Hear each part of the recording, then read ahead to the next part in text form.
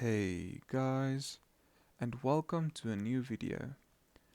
I usually love watching Path of Exile progression videos, so I decided to start my own progression series. In these videos, I'll showcase my daily progression through the new Curse of the Allflame League, while talking about my character and what I'm farming to make money. So without further ado, let's get right into it. The new Curse of the Allflame League started Friday night at 10 PM for me, and I'm only recording this video now on Sunday morning because I was really tired last night. But here is how my day 1 went. My character is level 93. I fully completed my atlas with all 4 my void stones.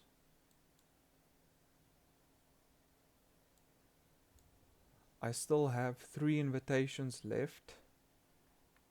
And for atlas points, I'm sitting at 130 out of 138. Okay, let's get into the atlas skill tree I was using to farm day 1. I'll be using a visual example to help newer players.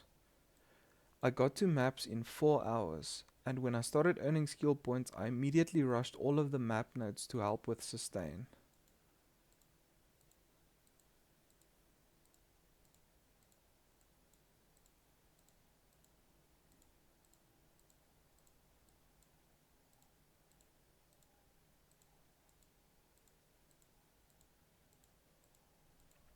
Once I had all of the map nodes, I went into shrines for additional player power.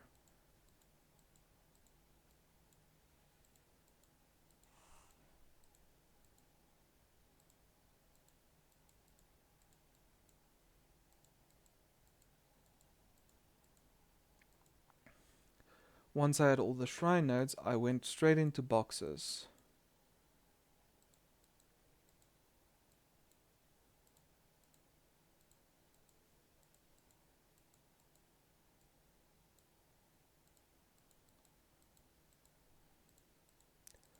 And once I had all of the box nodes, I went to red altars.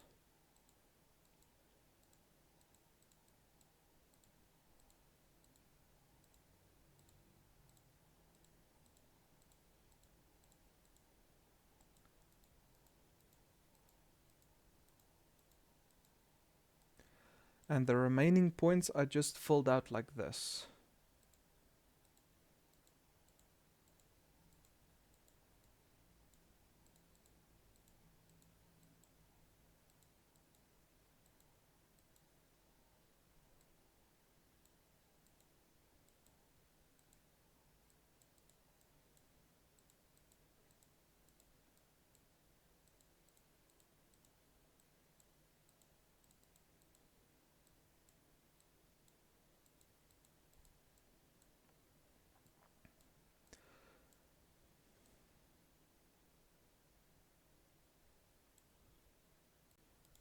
The reason I spec'd into strong boxes was to farm 6 links.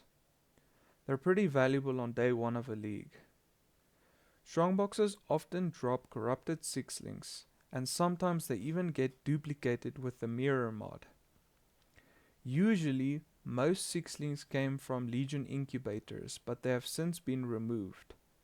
And with the new socket changes, where gem colors no longer have to match with socket colors, selling corrupted 6 links have never been easier. With the vines being really cheap at the start of a league, farming red altars is also a really good way of making money, selling all of your bubblegum into chaos and then buying the vines at a cheaper price. While I was progressing and finishing my atlas, I probably dropped around 10 corrupted 6 links with this strategy, and all of them sold for between 70 to 80 chaos each. By the time of recording this video on Sunday morning, 6 links have dropped down to between 20 to 30 chaos each. So this strategy was really profitable on day 1 when I was farming it, but I will be switching to something else going forward to farm on day 2.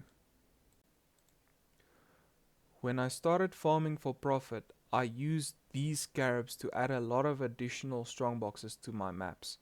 These were about 1 to 2C each, but they increased my 6-link drop rate exponentially. Farming this strategy on day 1 of the league got me a decent amount of money.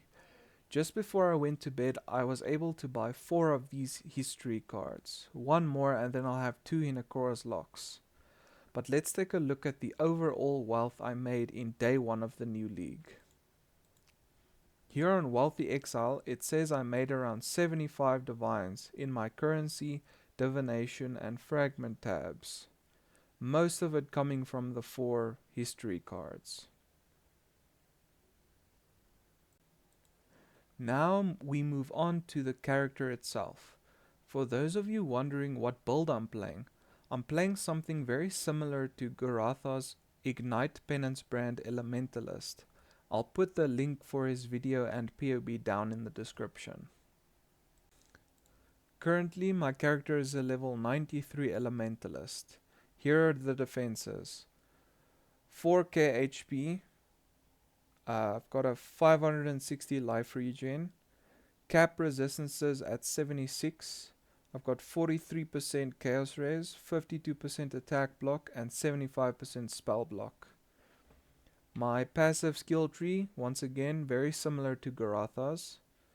I'm only using one small cluster at the moment. This is just to generate me some endurance charges to be more tanky. And then my 2 jewels that I crafted using the new league crafting mechanic.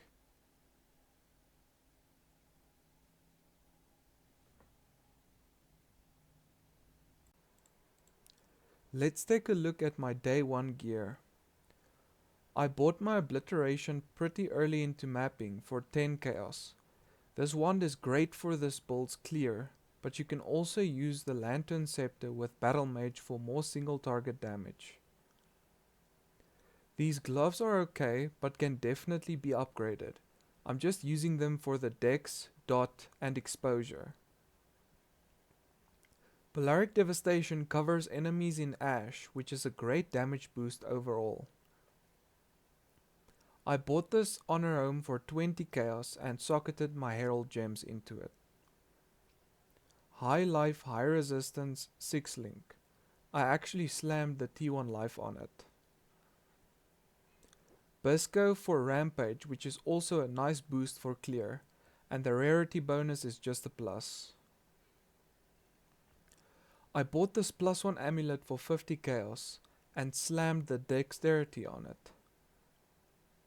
I sold 3 barracks rings and hit this near perfect timing, so I'm using it for some additional damage and resistances. These boots I got from Faustus, and I crafted the movement speed onslaught mod on them. And finally the last item upgrade I made, this shield. I dropped the shield from a Shaper Guardian and took it to the harvest bench. I reforged life on it once and hit the recovery mod with dual res, and then slammed life on it. Here are my flasks.